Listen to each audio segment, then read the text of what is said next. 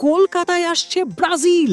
Football প্রেমীদের জন্য এটি হতে পারে বছরের সবচেয়ে বড় সুখবর। ভাবতে পারেন, কলকাতার মাঠে খেলছেন ব্রাজিলের তারকারা।